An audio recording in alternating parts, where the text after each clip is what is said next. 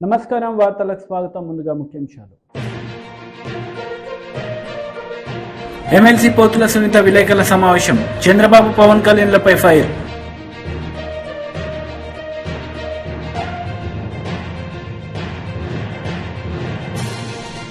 TDP politburo సభ్యులు Varla Ramaiah media సమావేశం. CM Jagan పై ఫైర్.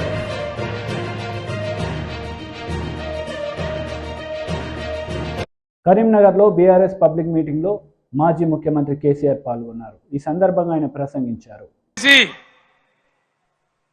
రెప్పపాటు సెకండ్ పార్ట్ కరెంటు పోకుండా రాష్ట్రంలో అన్ని వర్గాలకు కరెంట్ ఇచ్చినాం. పోచారం శ్రీనివాసరెడ్డి గారు నా పక్కనే ఉన్నారు. ఆనాడు వ్యవసాయ శాఖ మంత్రిగా ఉండిరి. ఆయనకు నేను లక్ష్మీ పుత్రుడు అని పేరు పెట్టుకున్నా. ఆయన కాలంలోనే 24 గంటలు రైతులకు ఫ్రీ కరెంట్ వచ్చింది. రైతు బంధు వచ్చింది. కరెంటు కరోనా వచ్చి కాటేస్తే కూడా నేను వేరే ఆపినా కానీ రైతు బంధు ఆపలే. వ్యవసాయం జరగాలి, గ్రామాలు నిలబడాలి, రైతాంగం నిలబడాలని కరోనా వచ్చి బాధ పెట్టినా, ఖజానాల డబ్బులు లేకున్నా అప్పో సప్పో చేసైనా సరే రైతు బంధు ఆపలే. ఇలాగా రైతు బంధు అయ్యే శాతం అయితే లేదా? కేసీఆర్ జర్ర ఇటు ముఖం మలగంగానే కట్క బంద్ చేసినట్టు కరెంటు బంద్ అవుతుందా? మేము చేసిన దాన్ని 9 ఏళ్ళు ఇచ్చిన దాన్ని ఈ చవడ దద్దమ్మలకు ఇయ్యలేదా? దయచేసి ప్రజలు ఆలోచించాలి. ఇలా మళ్ళా మీరు కాంగ్రెస్కే ఓటేసినారు అనుకో, ఏమంటారు? మేము రైతు బంధు ఇయ్యకున్నా, కరెంట్ ఇయ్యకున్నా, మోటార్లు గాలబెట్టినా, నీళ్లు సరిగా తెచ్చి రైతుల పొలాలు ఎండబెట్టినా మళ్ళా మాకే గుద్దిన మాకే ఓటేసినారు అంటారు. 6 గ్యారెంటీలు 3 గ్యారెంటీలు అన్నిటికన్నిటికీ ఎగనామం పెడతారు. ఇది కాంగ్రెస్ చరిత్ర మీరు చూసిందే. ఇప్పుడే చెప్పిన వినోద్ కుమార్ గారు ఇదే అత్యవసరం బీఆర్ఎస్ కి ఎంపీలు. ఎందుకంటే ఈ టైంలోనే మీరు కర్రు కాల్చి సురుకు పెట్టకపోతే నిర్లక్ష్యం వచ్చేస్తుంది, అహంకారం పెరిగిపోతుంది. ఇప్పుడు చెప్పుతోని కొడతా అంటే రేపు నిజంగానే కొడతాడు. ఆ విధంగా మోసపోదామా? లేదు బీఆర్ఎస్ గులాబీ జెండా ఎగిరేసి బ్రహ్మాండంగా మన ఎంపీలను గెలిపించి ముందుకు పోదామా? తెలంగాణ సమాజం ఆలోచన చేయాలి. ఏం చేద్దామండి? గులాబీ జెండా ఎగిరేద్దామా? ఈ పార్లమెంట్ ఎన్నికల్లో ఎంత బలంగా గులాబీ జెండా ఎగిరితే ప్రజల పక్షాన కాపలాదారులుగా ఇంతకుముందే వినోద్ గారు చెప్పినట్టు బ్రహ్మాండంగా ముందుకు పోతాం. ఇంతకుముందు వినోద్ గారు చెప్పినారు కరీంనగర్ పార్లమెంట్ కాబట్టి నేను చెప్తా ఉన్నా. భారతదేశంలో ఎన్ని జిల్లాలుంటే అన్ని జిల్లాలకు ఒక్కొక్క జిల్లాకు నవోదయ పాఠశాల ఇవ్వాలనేది కేంద్ర ప్రభుత్వ చట్టం. మనం 10 జిల్లాలు పోయి 33 జిల్లాలు అయినాం. 150 ఉత్తరాలు రాసిన నేను నరేంద్ర మోడీ గారికి పర్సనల్ గా పోయి అడిగిన, ఇది చట్టం ఉన్నదయా, ఇది న్యాయం, మేము కొత్త రాష్ట్రం, మేము బాగుపడాలి, ఈమంటే ఒక్క నవోదయ పాఠశాల కూడా ఇవ్వలే. ఒక్కటంటే ఒకటి కూడా ఇయ్యలే. ఒక్క నవోదయ పాఠశాల ఇయ్యని బీజేపీకి ఒక్క ఓటు కూడా కరీంనగర్ ఎందుకు వేయాలి? ఇవాళ దయచేసి ఆలోచన చేయాలి. దేశవ్యాప్తంగా 157 మెడికల్ కాలేజీలు పెడితే ఒక్క మెడికల్ కాలేజీ కూడా మన తెలంగాణకి ఇయ్యలే. 100 సార్లు అడిగితే కూడా. మరి ఒక్క నవోదయ పాఠశాల ఇవ్వని, ఒక్క మెడికల్ కళాశాల ఇవ్వని బీజేపీకి ఎందుకు ఓటేయాలి? బండి సంజయ్ ఇక్కడ ఎంపీ ఏం చేసినట్టు మీరు దయచేసి ఆలోచన చేయాలి. 5 రూపాయల పని చేసిండ్రా? 5 రూపాయలు ఏమన్నా 10 రూపాయల పని జరిగిందా? ఇంతకుముందు వినోద్ గారు చెప్పిన నేను మళ్ళీ చెప్పదలుచుకోలే. ఆయన ఉన్నప్పుడు కరీంనగర్ స్మార్ట్ సిటీ కానీ, జాతీయ రహదారులు కానీ, రైలు మార్గం కానీ, ఇంకా అనేక ఇన్స్టిట్యూట్స్ గురించి కానీ కేంద్రంతో పోరాటం చేసిండు. చాలా ఎక్కువసార్లు పార్లమెంట్ లో మాట్లాడిండు.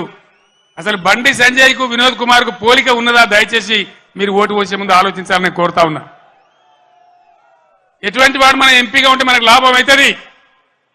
నిజాయితీగా ఉండి నా ఎంబడి నిజాయితీగా ఆశాంతం ఉద్యమ పొడుగున ఏనాడు కూడా మడమ చెప్పకుండా పనిచేసిన నాయకుడు వినోద్ కుమార్.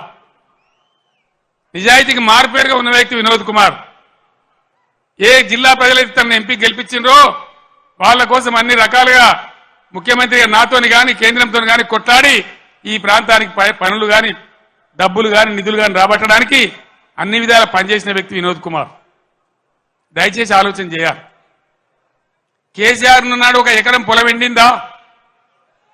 మరి ఇవాళ ఏం బీమారి వచ్చింది? ఈ బీమారి ఇట్లే ఉండానా? మళ్ళా తెలంగాణ ఆత్మహత్యలు రావన్నా? మేము ఏం చేసినా ఒక పథకం ప్రకారం చేసినాం, ఒక సిస్టమ్ ప్రకారం చేసినాం. తెలంగాణలో వ్యవసాయ స్థిరీకరణ జరగాలని వ్యవసాయ పాలసీ పెట్టుకున్నాం. నాకు ఎవరు దరఖాస్తు చేయలే, దండం పెట్టలే, ఎవరు ధర్నా చేయలే. రైతు బంధు తెచ్చినాం. దేశంలో ఏ రైతు నాయకుడు తేలే.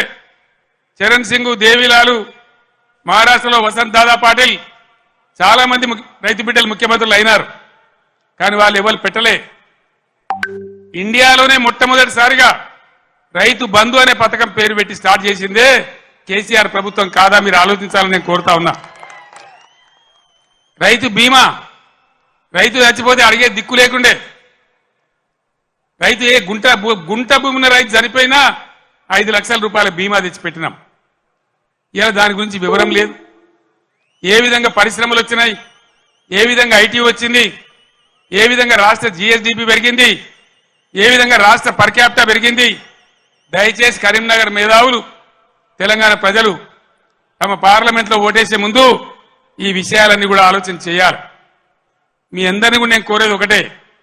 నేను పెద్ద లంబా చెవుడా గంటసేపు మాట్లాడా, మీరన్నీ చూస్తున్నారు. ప్రతిదానికి మీరే సాక్షులు. కేసీఆర్ నాడు ఎట్లా పచ్చని పొలాలుండే, ఎట్లా 24 గంటల కరెంటు ఉండే, ఇలా ఇంత మాయలమే ఎట్లా మాయమైనాయి, ఎందుకు మాయమైనాయి? ఈ అసమర్థ కాంగ్రెస్ పాలకులు బోగస్ మాటలు చెప్పిండ్రు. రైతులకు బోనస్ ఇస్తామన్నారు. మొన్న వానకాలం పంట బోనస్ ఇచ్చిండ్రా? ఇప్పుడు యాసంగి గురించి ఇస్తామని చెప్తున్నారా? అంటే బోనస్ బోగస్ అయిపోయింది. ఈ విధంగా అనేక విషయాలలో పదవికి ఇప్పుడే వచ్చినాం కదా, ఇప్పుడే అబద్ధం ఎట్లా ఆడితే ఎట్లా అనే ఇది కూడా లేకుండా అడ్డగోలుగా మాట్లాడుకుంటూ, నానా బూతులు మాట్లాడుకుంటూ, ఒకటే రకంగా కేసీఆర్ మీద ఏడ్చుకుంటూ వాళ్ళు పనిచేస్తా ఉన్నారు. మీరు చూస్తా ఉన్నారు. కాళేశ్వరం ప్రాజెక్ట్, దానిలో మేడిగడ్డ బ్యారేజు 100 కాంపోనెంట్లలో అదొక చిన్న కాంపోనెంట్. దాంట్లో కొంచెం ఇసుక జారి. టీడీపీ జాతీయ అధికార ప్రతినిధి జీవీ రెడ్డి మీడియా సమావేశం నిర్వహించారు. ఈ సందర్భంగా సీఎం జగన్ పై ఆయన మండిపడ్డారు. సెక్షన్ 174 సిఆర్పిసి అంటే ఏంటో తెలుసా? అన్యాచురల్ డెత్, చనిపోవడానికి గల కారణాలు తెలియదని, అంటే అది ఆత్మహత్య, హత్య ఏంటో తెలియదని రాయడం జరిగింది. అన్నిటికంటే విచిత్రం ఏంటంటే ఈ ఎఫ్ఐఆర్ బుక్ చేసింది నిన్న 11వ తేదీన. 7వ తేదీ తను చనిపోతే నిన్న 11వ తేదీన ఎఫ్ఐఆర్ బుక్ చేయడం జరిగింది. ఏమని? 174 సిఆర్పిసి కింద.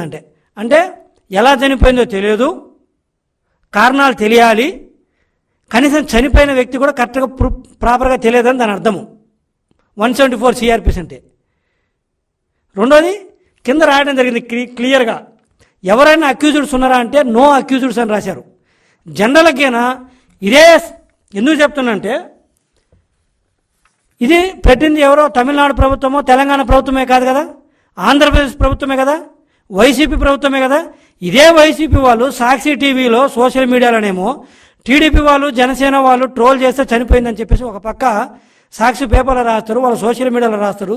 సిగ్గు లేకుండా సజ్జల రామకృష్ణారెడ్డి గారు వాళ్ళ కొడుకు ఇవన్నీ సోషల్ మీడియాలో రాపిస్తారు.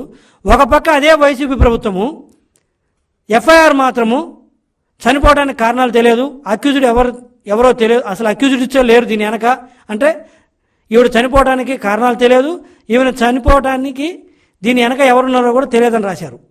జనరల్గా వీళ్ళ వైసీపీ సోషల్ మీడియాలో కథనాల ప్రకారం కానీ, లేకపోతే సాక్షి పేపరు కథనాల ప్రకారం కానీ సెక్షన్ 306 ఐపీసీ పెట్టాలి.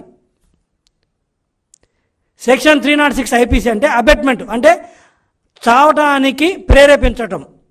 ఒక వ్యక్తో లేకపోతే ఒక వ్యవస్థో ఒక వ్యక్తిని ప్రేరేపిస్తే లేకపోతే ఇదిగో వాళ్ళు చెప్పినట్టు ఇలా దూషిస్తే భయపడో లేకపోతే ఆ ప్రేరేపణలో గురయ్యో చనిపోతే ఆత్మహత్య చేసుకుంటే అప్పుడు 306 పెట్టాలి. మరి ఒక పక్క సాక్షి పేపర్లోనేమో ఇదే ప్రభుత్వందే కదా, ఇది వైసీపీ కదా అధికారంలో ఉండేది, వాళ్ళ పత్రికే కదా ఇది, శ్రీమతి భారతి గారు నడిపే పత్రికే కదా ఇది, జగన్మోహన్ రెడ్డి గారు శ్రీమతే కదా ఆవిడ, వైసీపీ సోషల్ మీడియా వాళ్ళదే కదా. మరి ఒక పక్క ఇలా నడుపుతూ ఎవరో ప్రేరేపిస్తే చనిపోయినారు, లేకపోతే టీడీపీ జనసేన తిట్టడం వల్ల చనిపోయిందని ఇక్కడ రాసినప్పుడు, మరి అదే వైసీపీ గవర్నమెంట్లో సెక్షన్ 306 కాకుండా 174 సిఆర్పిసి ఎందుకు పెట్టారండి? ఎవరిని ఎర్రిపప్పలు చేద్దామని మీరు జనాల్ని? మరి ఇదే వైసీపీ వాళ్ళు పోయి ఆవిడ టీడీపీ వాళ్ళు జనసేన వాళ్ళు తిడితే చనిపోయింది, సెక్షన్ 174 కాదు పెట్టాల్సింది 306 అని ఎందుకు పెట్టించలేదు మీరు కేసు? ఎప్పుడు చనిపోయింది? 7వ తేదీ చనిపోయిందా? మీ పార్టీ కార్యకర్త, మీ పార్టీ సానుభూతురాలు 7వ తేదీ చనిపోతే హాస్పిటల్లో 7వ తేదీ అడ్మిట్ చేస్తే హాస్పిటల్లో చనిపోతే మీకు 11వ తేదీ దాకా తెలియదా? నిన్న ఎఫ్ఐఆర్ బుక్ అయిన తర్వాత మీకు గుర్తొస్తుందా? ఒకళ్ళు చనిపోయారు, ఈవెన్ ఎలా మనం ఈ మరణాన్ని ఎలా మనం రాజకీయాలకు వాడుకోవాలని చెప్పేసి నిస్సిగ్గుగా దిగజారి సోషల్ మీడియాలో ఏది ఎఫ్ఐఆర్ అయిన తర్వాత 174 సిఆర్పిసి కింద, అంటే చావు కారణాలు తెలియదు, దీని వెనక ఎవరు లేరు అని ఎఫ్ఐఆర్ బుక్ అయిన తర్వాత చావు కారణాలు టీడీపీ జనసేన అని చెప్పి సాక్షిలో రాస్తారు.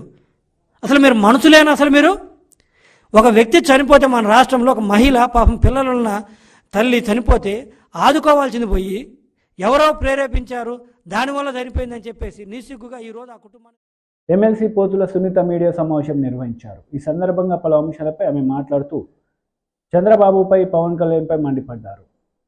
ప్రభుత్వం చర్యలు తీసుకోవాలి, చట్టపరంగా వాళ్ళపైన యాక్షన్ తీసుకొని వీళ్ళని ఖచ్చితంగా కఠినంగా శిక్షించాలని చెప్పి ఆంధ్రప్రదేశ్ వైఎస్ఆర్సీపీ రాష్ట్ర మహిళా అధ్యక్షురాలుగా నేను ప్రభుత్వానికి విజ్ఞప్తి చేస్తున్నాను.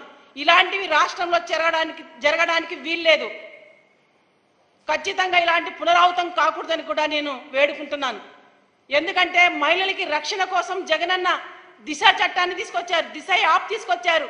2000 ప్రజలు ఉన్నటువంటి గ్రామ సచివాలయానికి ఒక మహిళా కానిస్టేబుల్ నియమించారు.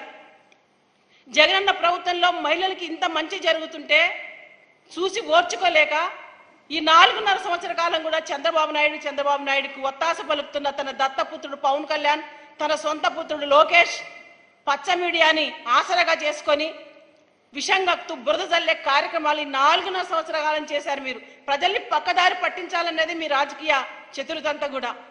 ఏనాడైనా మీరు ఈ రాష్ట్రంలో పేద వర్గాలకి, బీసీలకు, ఎస్సీలకు ఏదైనా న్యాయం చేశారా చంద్రబాబు నాయుడు? మీరు ఏనాడు చేశారు? మీ ప్రభుత్వంలో ఎవరికైనా న్యాయం జరిగిందా? సామాజిక న్యాయం అందిందా? బీసీలను ఓటు బ్యాంకుగా వాడుకొని ఓట్లు వేయించుకొని వాళ్ళని అవమానపరిచారే. బీసీలకు ఏదో 2 కత్తెరలు 2 ఇస్త్రీ పెట్టెలు ఇస్తే బీసీలకు న్యాయం జరుగుతుంది అంటున్నాడు చంద్రబాబు నాయుడు. ఈ రోజు బీసీలు ఆ పరిస్థితుల్లో లేరు చంద్రబాబు నాయుడు. జగనన్న ప్రభుత్వంలో సామాజిక న్యాయాన్ని అందిస్తున్నటువంటి జగనన్న ప్రభుత్వంలో ఎంతో గౌరవంగా ఈరోజు బీసీలు ఉన్నారు. ఈరోజు మహిళలకి రాజ్యాధికార పదవుల్లో, ఈరోజు సంక్షేమంలో, నామినేటెడ్ పనుల్లో 50% రిజర్వేషన్లు కల్పించి చట్టబద్ధత కల్పిస్తున్నటువంటి ముఖ్యమంత్రి ఈ రాష్ట్రంలో, దేశంలోనే ఒక రోల్ మోడల్గా మహిళా సంక్షేమంలో నిలబడ్డారు ముఖ్యమంత్రి గారు. ఇవన్నీ చూసి ఓర్చుకోలేక సామాన్య మహిళలపైన మీ పచ్చ మీడియాని, మీ సోషల్ మీడియాని అడ్డం పెట్టుకొని ఈరోజు ఈ సమాజంలో ఏదో చేస్తామంటే చెల్లదు. చంద్రబాబు నాయుడు, పవన్ కళ్యాణ్, లోకేష్, మీ పాపాలు పండే రోజు దగ్గర పడ్డాయి, అతి దగ్గర పడ్డాయి.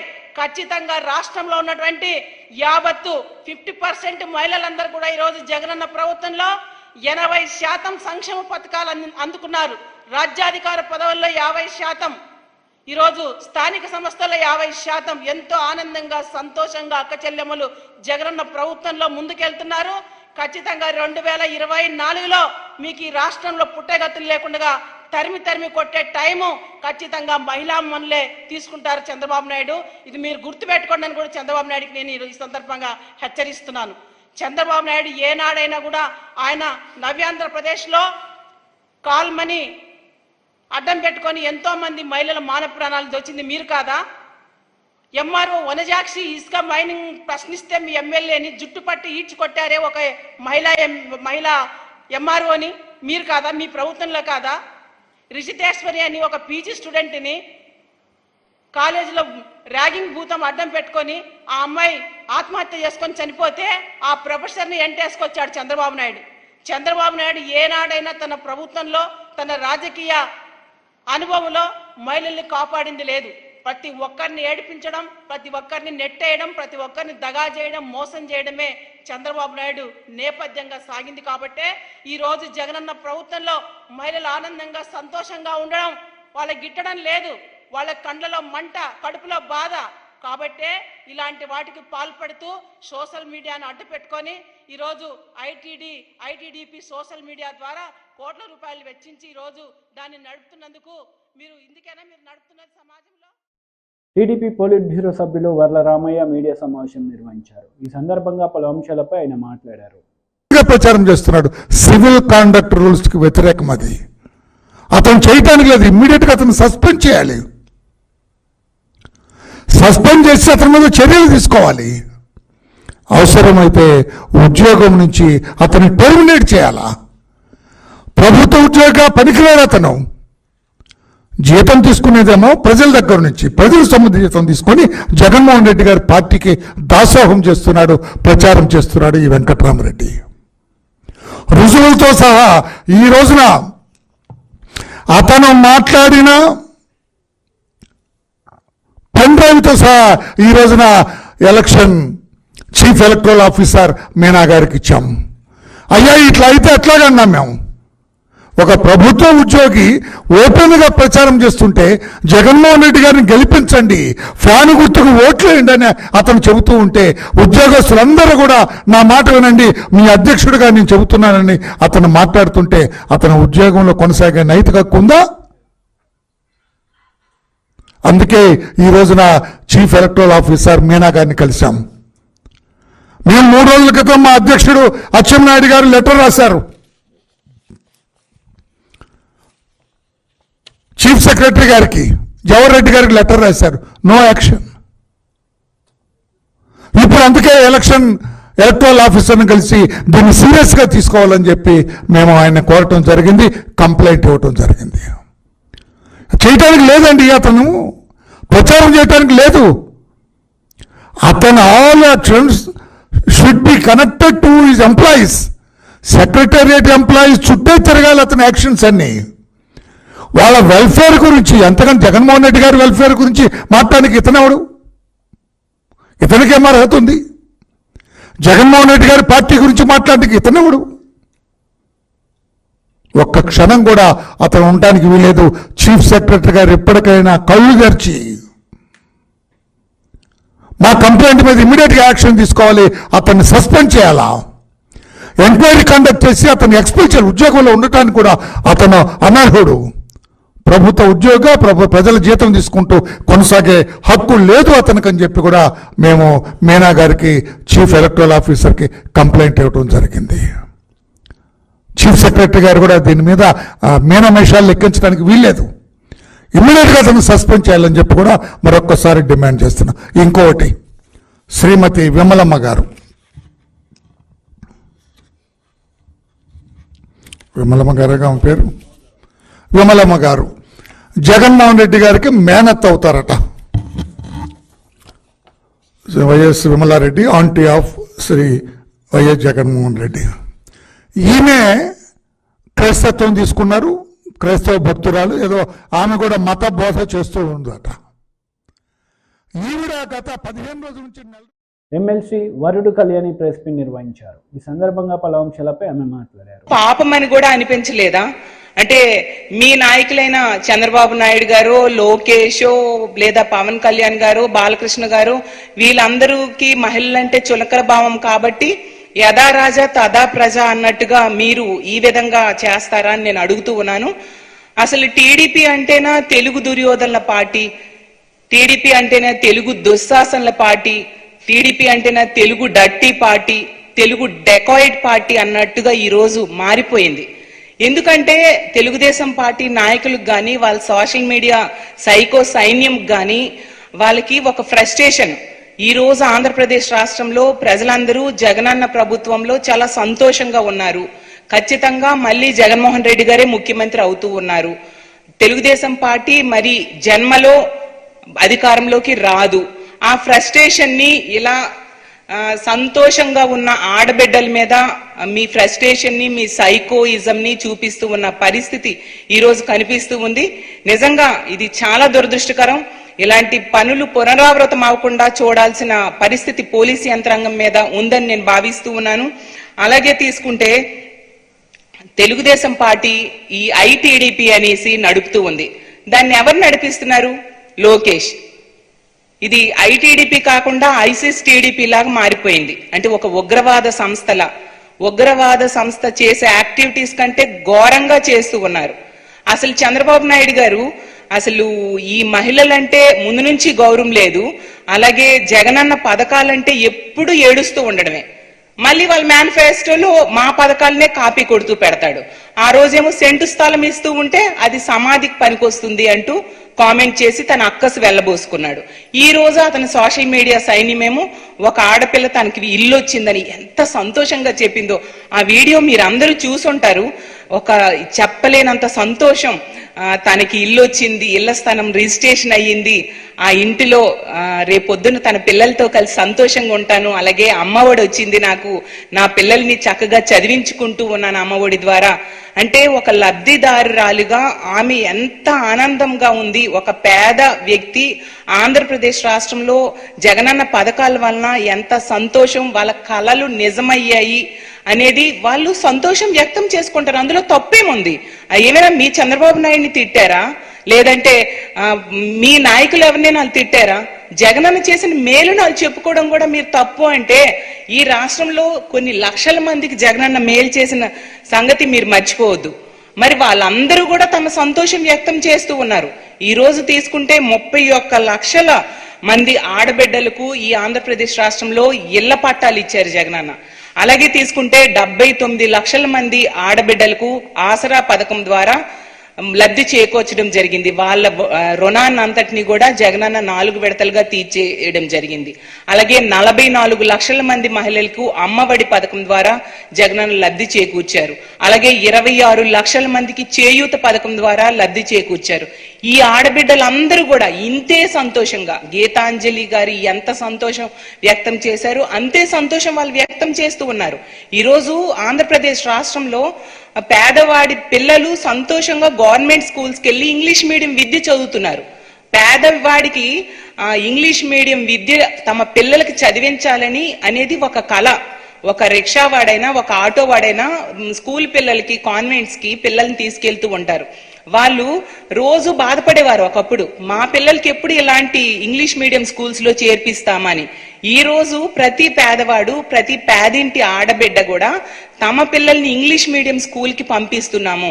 అలాగే బైలింగ్వల్ టెక్స్ట్ బుక్స్ ఇస్తున్నారు. జగనన్న విద్యా కానుక ద్వారా అన్ని వస్తువులు అంటే కాన్వెంట్ స్కూల్లో చదివే పిల్లలు లాంటి చక్కటి యూనిఫాము, అలాగే సాక్సులు, షూ అన్ని రకాలుగా ఒక డబ్బున్న పిల్లలతో సమానంగా వాళ్ళ జీవన ప్రమాణాలు పెరిగి సంతోషంగా వాళ్ళ పిల్లల్ని పెంచుతున్నామని ప్రతి పేదవాడు, ప్రతి పేదింటి మహిళ కూడా సంతోషం వ్యక్తం